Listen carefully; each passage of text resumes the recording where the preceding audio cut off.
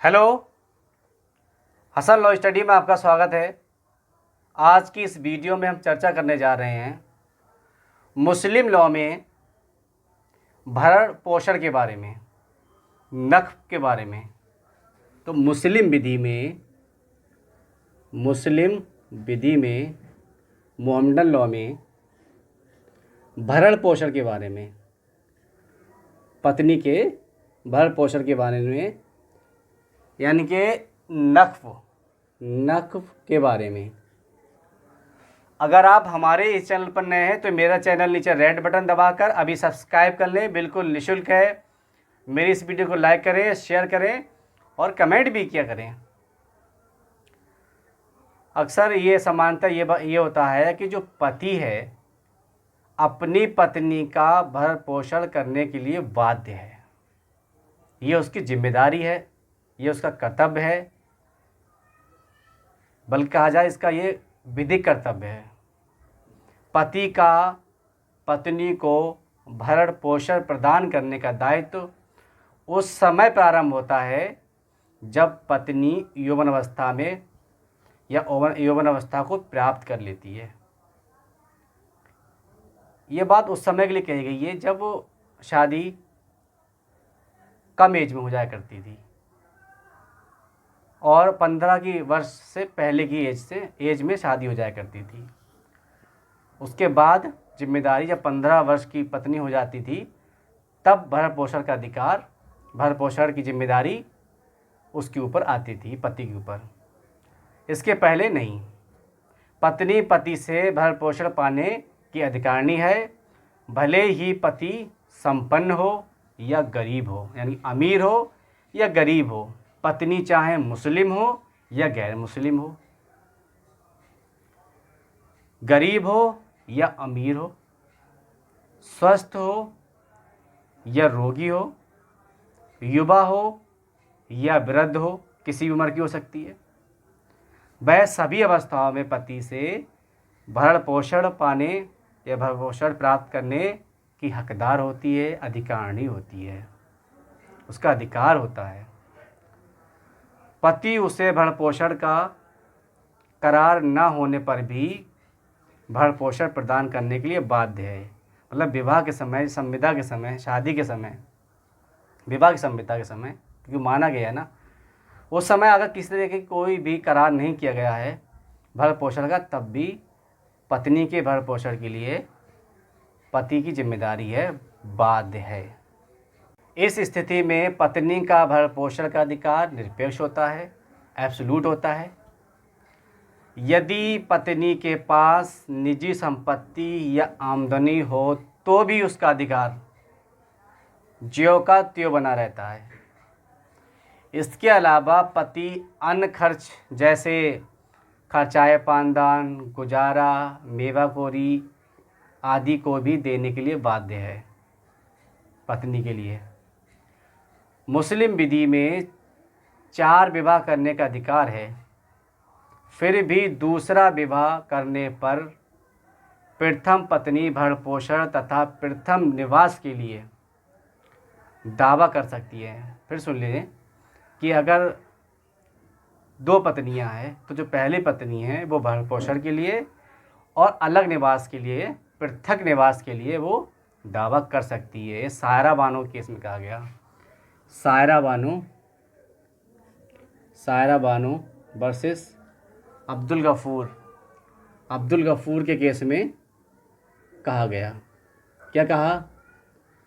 इसे कहा गया, ये जो अभी मैंने बोला था कि अगर 2 पत्नियां हैं तो पहली पत्नी अपने पति से भरण पोषण और अलग रहने के लिए निवास की मांग कर सकती है, उसका अधिकार है। चांद पटेल बनाम बिस्मिल्लाह, चांद पटेल बनाम बिस्मिल्लाह 2008 का केस है। इसमें सुप्रीम कोर्ट ने यह कहा कि एक पत्नी स्वयं अपने और अपनी अवयस्क पुत्रों के लिए, जबकि उसका विवाह अनियमित है और भरण पोषण की हकदार है, तब भी भरण पोषण की हकदार है। स्वयं और बच्चों के लिए भी, अवयस्क पुत्रों के लिए भी, और विवाह नियमित है, फिर भी वह भरण पोषण की हकदार है, भरण पोषण अपने पति से ले सकती है। वो बातें देखिए, पति कब भरण पोषण के लिए मना कर सकता है या भरण पोषण करने के लिए बाध्य नहीं है पत्नी का।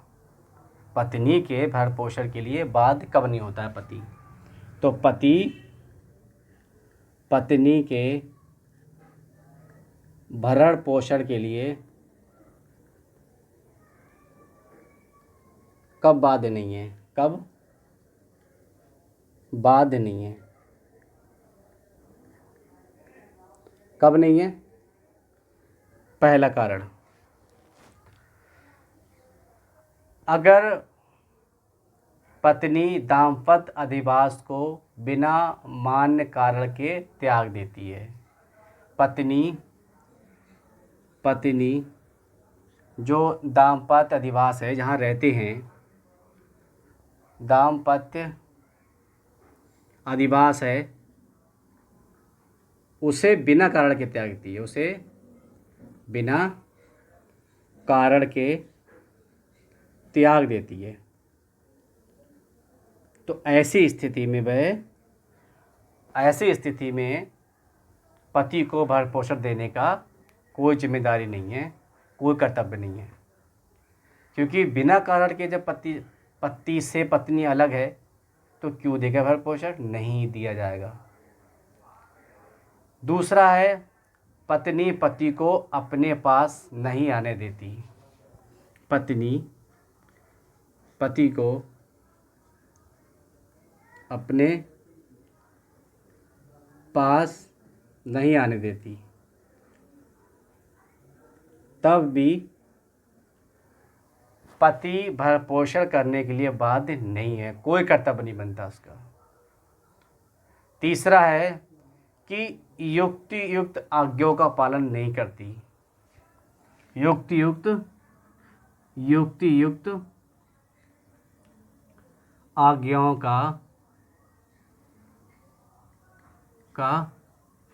पालन नहीं करती, मतलब उसकी जो आज्ञाएं हैं और जो सही आज्ञाएं हैं, जो वास्तव में मानने योग्य हैं, हर आज्ञा नहीं, लेकिन जो मानने योग्य है, उस आज्ञा का पालन नहीं करती है।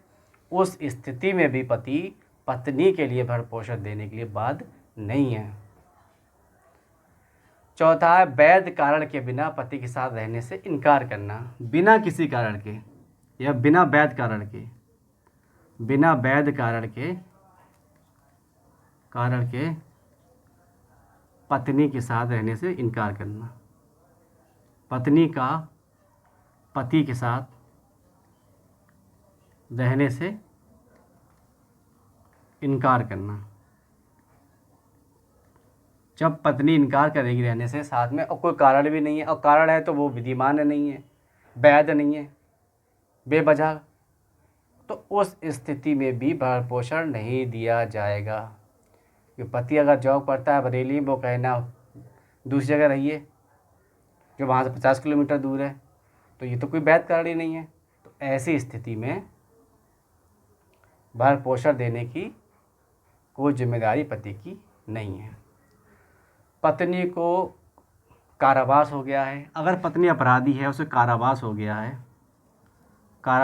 गया है कि सज़ा हो गई है पत्नी को, तो उस कंडीशन में भी वो अपनी पत्नी को भरण पोषण नहीं देगा, क्योंकि वो अपराधी है।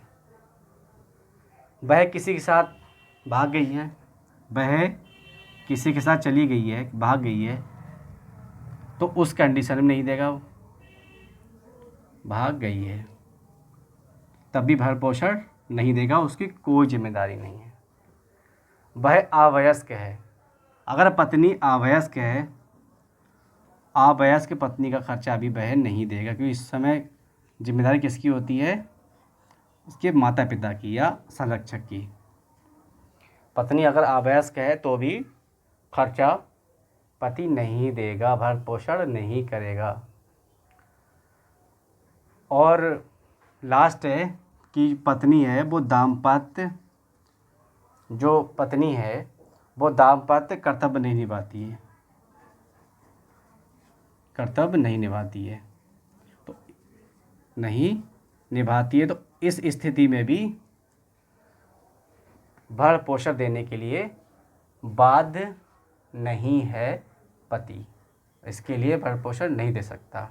अब देखिए CRPC यानी कि दंड प्रक्रिया संहिता 1973 की धारा 125 तथा भरण पोषण का अधिकार के बारे में। CRPC की धारा 125 एवं भरण पोषण का अधिकार, भरण पोषण का अधिकार, इस पर चर्चा करेंगे। देखो इसमें क्या है कि पत्नी का पति से या पति की संपत्ति से भरण पोषण पाने का अधिकार पति की मृत्यु होने पर समाप्त हो जाता है, समाप्त हो जाता है। देखिए पति की संपत्ति से मेहर लेने का अधिकार होता है, सिर्फ भरण पोषण का अधिकार नहीं होता है, परंतु दंड प्रक्रिया संहिता की धारा 125 के तहत, लेकिन CRPC की धारा 125 के अंतर्गत विधवा भरण पोषण की हकदार होती है। CRPC की धारा 125 के अंतर्गत पत्नी शब्द में तलाकशुदा पत्नी के लिए भी प्रयुक्त किया गया है, या विधवा भी शामिल होती है।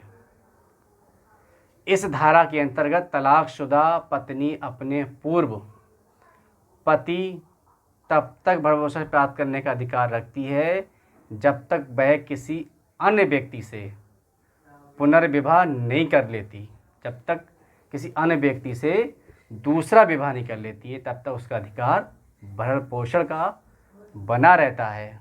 जोहरा खातून बनाम मोहम्मद इब्राहिम। जोहरा खातून